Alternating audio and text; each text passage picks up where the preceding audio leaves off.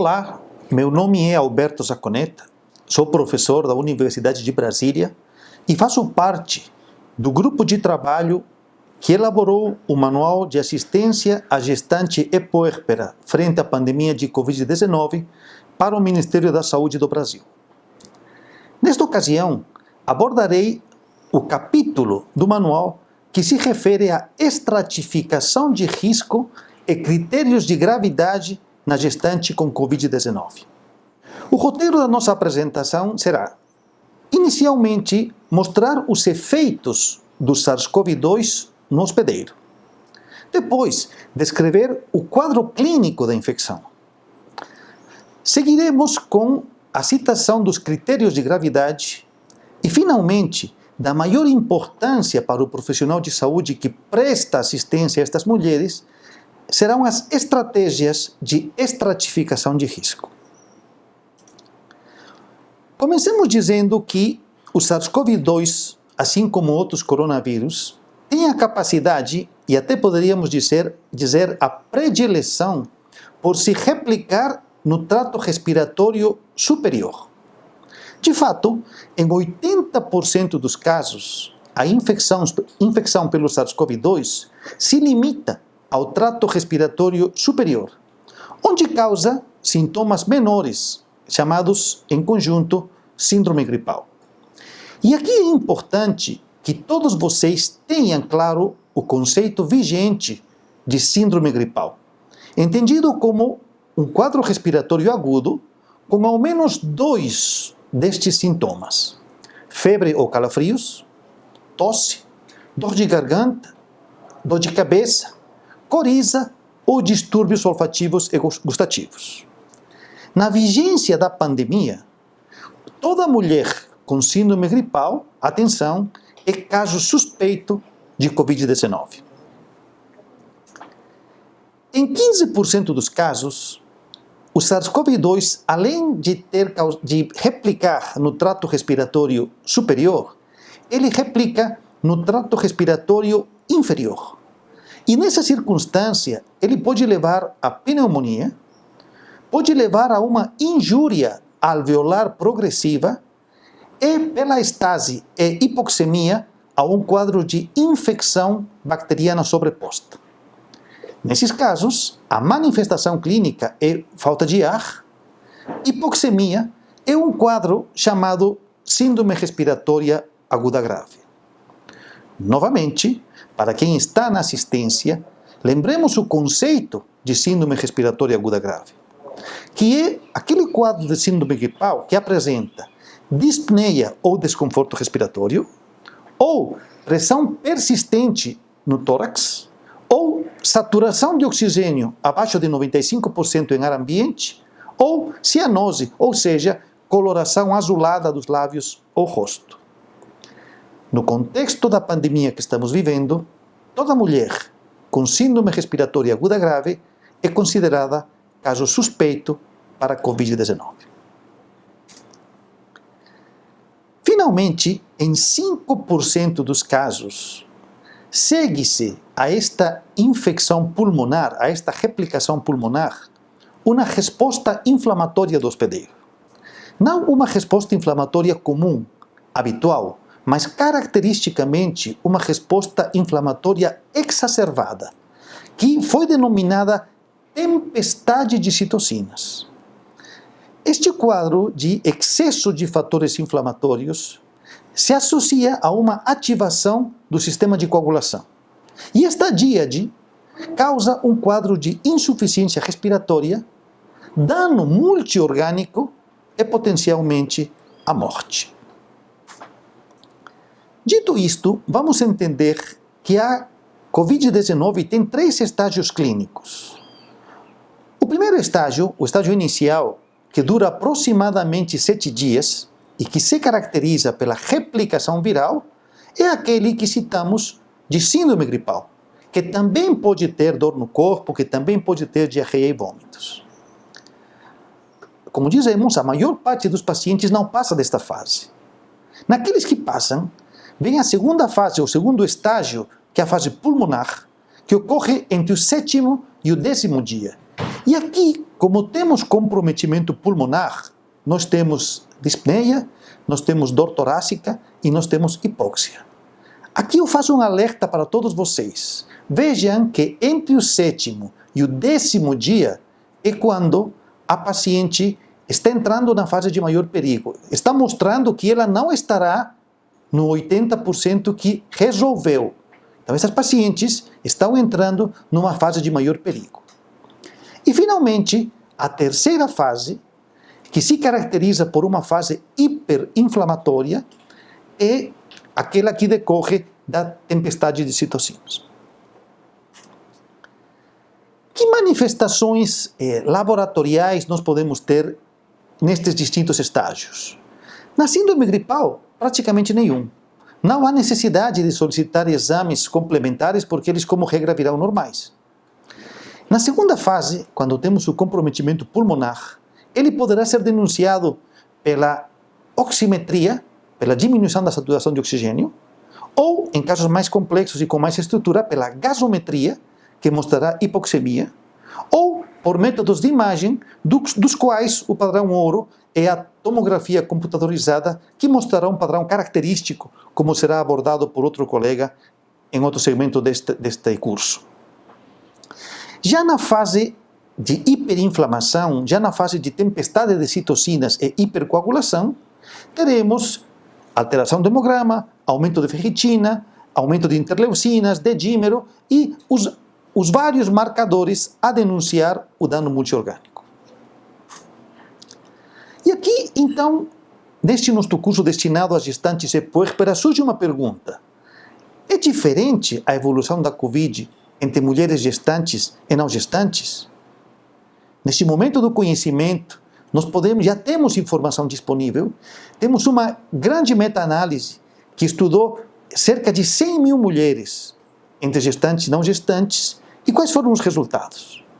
Vejam vocês que as mulheres gestantes, elas têm menos febre, e elas têm mais necessidade de UTI, elas têm 60% mais risco de necessidade de UTI comparado com não grávidas. E mais necessidade de ventilação invasiva. Elas têm 80% mais risco de precisar de ventilação invasiva. Vejam, é quase o dobro. Então, isto é muito importante para nós. O conceito de que mulheres grávidas têm mais risco de precisar de UTI e de precisar de ventilação invasiva. Este mesmo estudo mostrou que a forma grave da doença acontece em subgrupos específicos. Por exemplo, aquelas que têm 35 anos ou mais, 80% mais de risco, ou obesas, índice de massa corporal igual ou maior a 30, têm 2,5 mais chance de ter a forma grave. Assim como as hipertensas crônicas e as pacientes com diabetes pré-existente, que têm quase o dobro de risco de ter a doença grave. Então, poderíamos resumir dizendo que as gestantes como grupo, têm mais probabilidade de evoluir para formas graves, e dentre as gestantes, há subgrupos particularmente vulneráveis, como as obesas, hipertensas, diabéticas e maiores de 35 anos de idade. Vamos revisar os dados do nosso país, que foram apresentados pelo Ministério da Saúde. No boletim 25, que avaliou 135 casos de morte materna confirmada por Covid-19, a metade, 48%, tinha pelo menos um fator de risco: diabetes, doença cardiovascular, obesidade e hipertensão. Portanto, um achado convergente com aquele que foi apresentado na meta-análise internacional. Das 135 mortes maternas, 45%, praticamente a metade, não foram internadas em UTI. Portanto, aqui vai o meu alerta para os nossos provedores de saúde, que para este grupo de mulheres que tem mais risco de evoluir para formas graves, não retardem o encaminhamento. Façam o encaminhamento precoce para níveis de maior complexidade ao perceberem que a paciente está saindo da fase 1, ao perceberem que a paciente está entrando na fase pulmonar, não retardem a sua alocação em lugares com complexidade adequada para atender às suas necessidades. No outro boletim do Ministério da Saúde, temos um outro fator de risco que nos interessa. Foram avaliadas 4.800 gestantes com síndrome respiratória aguda grave, 231 óbitos. E tanto as mulheres que tiveram a forma grave como as que foram a óbito, 60% estavam no terceiro trimestre. Portanto, surge aqui o terceiro trimestre como um outro elemento, como um outro fator de risco que deve nos fazer estar alertas ao nos defrontarmos com estas pacientes. Se temos então agora o âmago da nossa aula, critérios de gravidade e estratificação de risco. Verão no nosso manual que nós classificamos, assim, seguindo outros autores, a doença em 3 níveis de gravidade. É Covid leve, aquela que tem síndrome gripal, que pode ter alguns comemorativos como diarreia, dor abdominal, mialgia, mas não tem falta de ar. Dispneia ausente. É dito quadro moderado, quando a paciente tem tosse e febre persistentes, ou tosse persistente e uma piora do estado geral, piora da adinâmia, da prostração, ou seja tosse, febre persistentes e frequência respiratória acima de 24 e fator de risco. Que fator de risco? Aqueles que já citamos: diabetes, doença cardiovascular, obesidade, hipertensão ou estar no terceiro trimestre de gestação. E finalmente, dizemos que a forma é grave quando a paciente tem síndrome respiratória aguda grave, saturação de oxigênio menor do que 95% no ar ambiente ou frequência respiratória acima de 30 inspirações por minuto. Quanto pior, quanto mais grave o quadro, maior o risco de morte materna. Finalmente, vamos ver como podemos estratificar o risco. Ou seja, ao nos defrontarmos com uma paciente com Covid-19 suspeita ou confirmada, como podemos estratificar quem tem mais risco de evoluir mal? Atendem para 2 elementos. Primeiro, para o pulmão. Nós já dizemos que as pacientes que estão saindo da fase 1 indo para a fase 2 têm um quadro pulmonar. Encontrando uma gestante com frequência respiratória igual ou maior a 25 inspirações por minuto, alertem que esta paciente está na fase 2. Ou se ela tiver uma saturação de oxigênio menor do que 95%. Alerta. Se se encontrarem com uma paciente com febre persistente maior do que 38 graus, frequência cardíaca igual ou maior a 120, hipo ou hipertensão ou alteração do sensório, qualquer grau de alteração do sensório, esta paciente está numa tempestade de citocinas. Esta paciente está incendiando. E quando nós temos um incêndio, nós não chamamos os bombeiros por e-mail, nós não mandamos uma carta, nós saímos para a rua e gritamos fogo. Temos um incêndio. Então, estas pacientes com alerta de tempestade de citocinas não podem ser alocadas ao fluxo habitualmente lento dos nossos sistemas. Ela tem que ser colocada de uma maneira célere para níveis de maior complexidade. Para facilitar, nós colocamos no manual este score de alerta obstétrico.